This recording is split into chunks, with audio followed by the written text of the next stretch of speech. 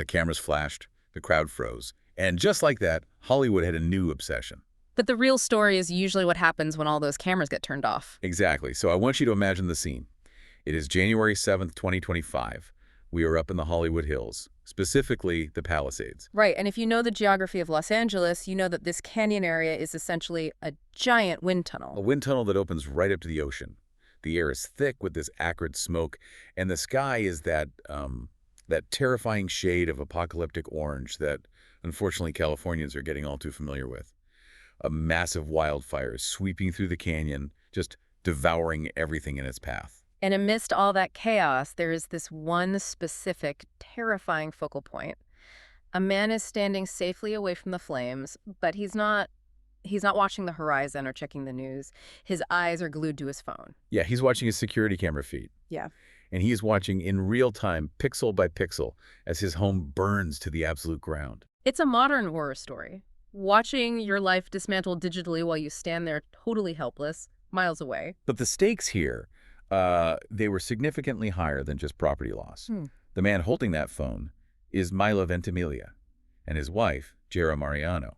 She is 38 weeks pregnant. That context changes absolutely everything. I mean, biologically, psychologically, 38 weeks is the peak of the nesting phase. Right. It's when the instinct to secure a safe environment for your child is at its absolute highest. To have that environment physically destroyed at that exact biological moment, it's a trauma that goes far, far beyond just financial loss. They evacuate with basically just the clothes on their backs. They lose the house they're living in, and in this really cruel twist of fate, they also lose a home under construction nearby that they were planning to move into.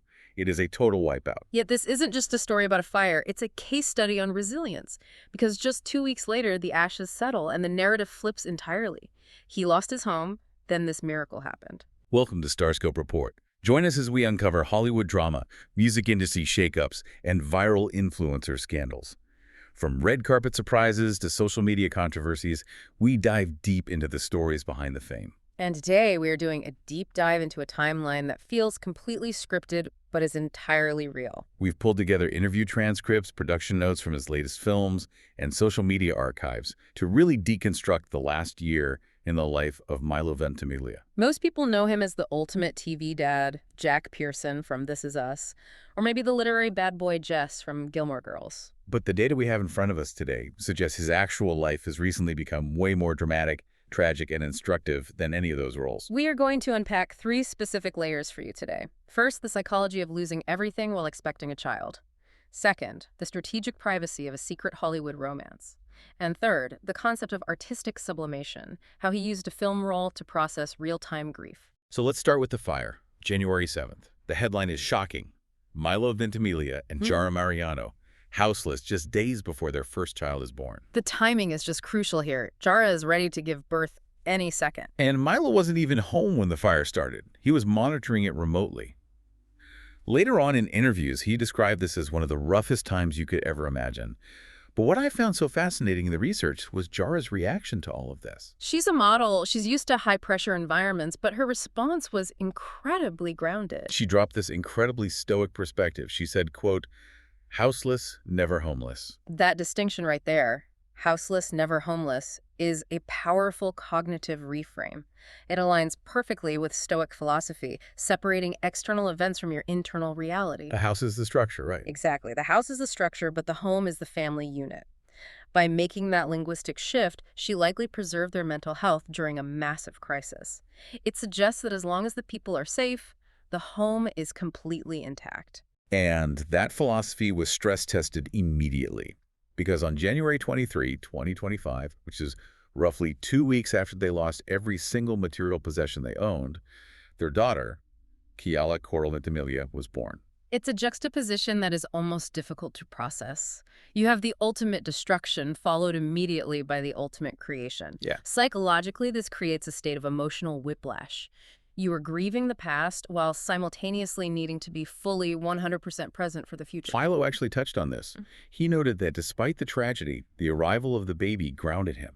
He said it stripped away all the noise. Which makes sense. Right, because they were dealing with insurance adjusters, sifting through literal debris, and figuring out where they were even going to sleep, all while learning how to swaddle a newborn. Oh. but he insisted that the baby made the priorities crystal clear. That is a very common psychological response to major trauma. It acts as a filter.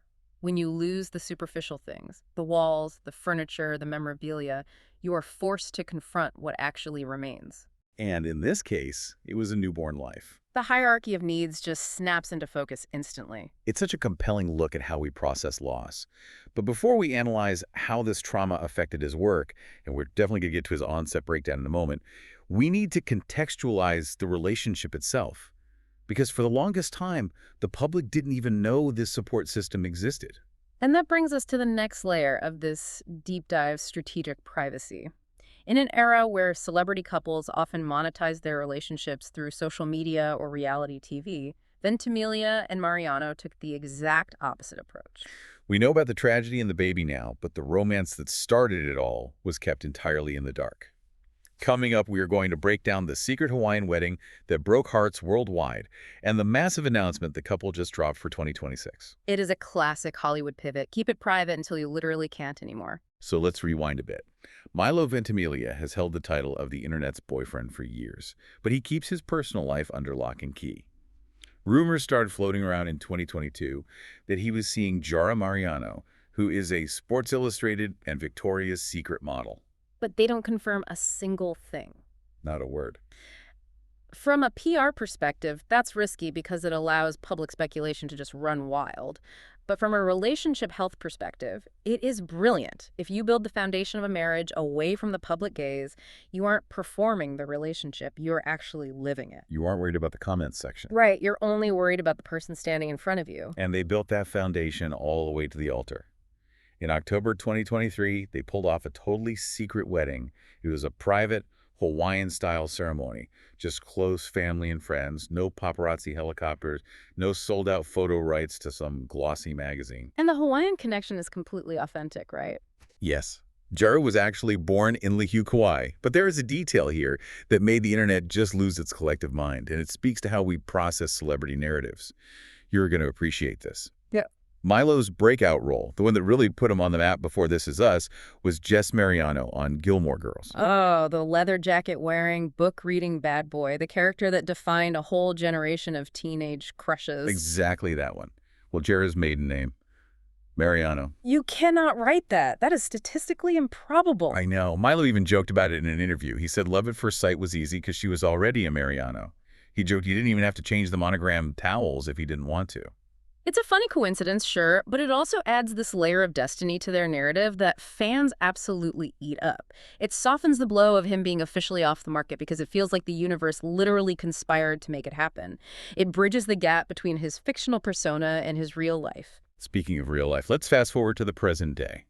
It is February 2026. We are a year out from the fire. We are a year into their life as parents to Keala Coral. And on January 24th, 2026, literally on the baby's first birthday, Jarah posts a photo on Instagram. I saw this image. It was widely circulated online. She is cradling Keala, but there is a very visible baby bump. They are officially expecting baby number 2. But I want to focus on the caption she wrote. It wasn't your standard baby on board announcement. She talked about the 2 distinct, conflicting thoughts she had when she met her first child. This is where we really see the trauma of the fire manifesting in her worldview as a parent. She wrote, I would die for you in a heartbeat, and I have to live as long as I possibly can to be around to make sure you're safe. That second part, I have to live as long as I possibly can, hits so much harder when you remember the context of what they just went through. They had literally just survived a wildfire. When you have seen how fragile your physical safety is firsthand, the desire to protect becomes overwhelming. It's not just abstract love anymore, it is a survivalist instinct. She called the baby a radiating light in a world of fear and hatred. It really feels like they're building a fortress of love around their family, specifically as a response to the chaos they endured. That is resilience in its purest form. They aren't just recovering from the loss. They are actively expanding. They are countering destruction with more life. If you are loving these Hollywood twists and the deeper analysis of what they actually mean, make sure you are subscribed to the show. We've got even crazier stories ahead about how stars navigate real-life crises. But Jordan, looking at this timeline, Milo's real life was chaotic, but his professional life was demanding he relive that trauma on camera. That is exactly right. Milo's real life was chaotic, but his professional life demanded he relive that trauma. Up next, the on-set breakdown he tried to hide and the new movie role that required him to master the art of grief and gratitude. This is where the lines between reality and art get incredibly blurry. It really is. And this brings us to our third focus area for this deep dive art imitating life. Milo has a new movie out right now, released February 20th, 2026. It's called I Can Only Imagine 2. Which is a sequel to that massive hit from 2018 about the band Mercy Me. Right. And in this one, Milo plays a real person. He plays Tim Timmons, a Christian musician. Nice. Now, the story of Tim Timmons is intense. 25 years ago, he was diagnosed with terminal cancer. Doctors gave him 5 years to live. And he is still alive today. Still alive, but he lives with that diagnosis hanging over him constantly.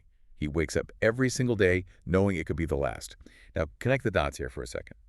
Milo accepted this role. Then the fire happens. He loses his home. Production offers him time off. They say, Milo, take a minute. Deal with the insurance. Deal with the loss. And he says no. He says no. Yeah. He goes straight to Nashville to start filming. That is a very specific coping mechanism. Psychologists call it sublimation. It's taking a socially unacceptable or overwhelming impulse-like intense grief or rage and channeling it into a socially acceptable activity like work or art. He wasn't escaping into a lighthearted comedy. He was escaping into a heavy story about mortality. He was using the work to process the fire. But it caught up with him eventually. Milo admitted he had a breakdown on set. He said the emotions of the film, the grief, the gratitude, the faith, it all just mirrored his real-life trauma way too closely. He was trying to hold it together, but the dam just broke.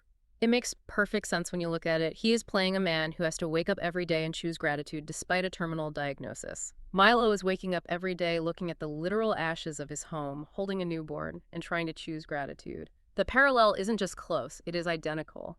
The barrier between the character and the actor completely dissolved. And he really committed to the technical side of the role, too. Now, Milo is not a musician. He is the first person to admit that. He took vocal lessons, guitar lessons, but he joked that he just needed to learn how to play 3 songs really, really well. That is the actor's secret weapon right there. Competence on screen is very often an illusion. You don't have to be a professional, you just have to look like one for the duration of the take. Exactly. But the singing involved a really interesting technical solution. They used a mashup technique. They blended Milo's voice with the real Tim Timmons' voice in the studio. So what you hear is this hybrid of the actor's raw emotion and the musician's actual technical skill. This is becoming a lot more common in biopics. It bridges the gap between the actor's emotional performance and the subject's unique vocal timbre.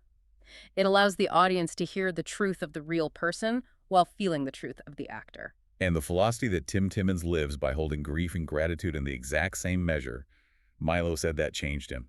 He took that home with him. And I think that is exactly what we're seeing with the baby announcement and the houseless, not homeless mindset. It is the real-world application of that philosophy. You can grieve the house and be grateful for the baby at the exact same time. Western culture often wants us to pick one emotion. Are you sad or are you happy? But reality, especially after trauma, is holding both of those simultaneously. It is a heavy lesson to learn, but he seems to have fully embraced it. Now, looking ahead, Milo isn't slowing down. We have got another project coming up late in 2026 that pivots from heavy drama to something a bit more furry. Ah, yes, the palate cleanser. November 2026, dropping on Netflix. A Dog's Perfect Christmas. Milo does have quite a track record with dog movies. The Art of Racing in the Rain was a massive tearjerker. He loves a canine co-star. This one is based on a book by W. Bruce Cameron, the guy who wrote A Dog's Purpose. It's told entirely from the point of view of a basset hound named Winstead. A basset hound POV. That suggests a very specific tone. Basset hounds are low energy, soulful, maybe a bit melancholic. It is a stark contrast to a terminal cancer biopic, that's for sure. Right. And the cast is stacked. Mary Steenburgen and Jennifer Tilly. But the big one is Dennis Quaid. Now wait, Dennis Quaid is also in I Can Only Imagine 2. Yes, but they didn't actually share any scenes in that one. In A Dog's Perfect Christmas, Milo plays Dennis Quaid's son. And this leads to a fascinating insight about the craft of acting. Milo talked about getting advice from Dennis Quaid on set. Quaid is a total veteran. What was the advice? He told Milo, people want to see you think. People want to see you think. That is brilliant. Yeah. He explained that it is not just about delivering the lines, it is about letting the scene breathe. It's about the subtext. You can turn the sound completely down on the TV and still know what the character is feeling because you can physically see them processing the moment. That fits Milo's acting style perfectly. He has always been an internal actor. If you look at his performance as Jack Pearson, the most powerful moments weren't the big, sweeping speeches, they were the silences. The way he just looked at his kids. He is taking that natural instinct and refining it with Quaid's advice. Speaking of looking at his kids, this transition from playing America's favorite dad to actually being a dad has been the final piece of his evolution this past year. The Papa Bear era has officially begun. It really has. He told People magazine that since becoming a father, his emotional capacity has bottomed out. And he means that in a good way, like the floor dropped out and now the well is infinite. That is such a beautiful metaphor, the infinite well. It implies that he no longer has to manufacture emotion for his roles. He has a reservoir of real, lived feeling that is totally bottomless. He says he plugs that real emotion into his acting now. He doesn't have to imagine what it feels like to protect a child anymore. He just knows.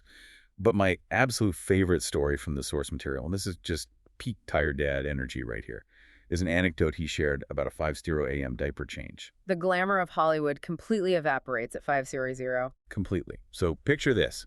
It's 5:00 a.m. He's got the little mini lamp on because he doesn't want to wake the whole house up. He's checking the diaper status. Is it number 1? Is it number 2? A very serious investigation. And suddenly, his daughter, Kiala, pops her pacifier out of her mouth. She looks him dead in the eye. She says, "Dada," puts the pacifier back in, and goes right back to sleep. Drop the mic.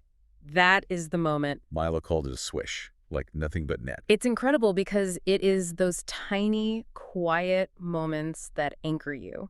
You can lose the house in the Palisades, you can have the emotional breakdown on the movie set, but when your kid acknowledges you in the quiet of the early morning, that is the fuel.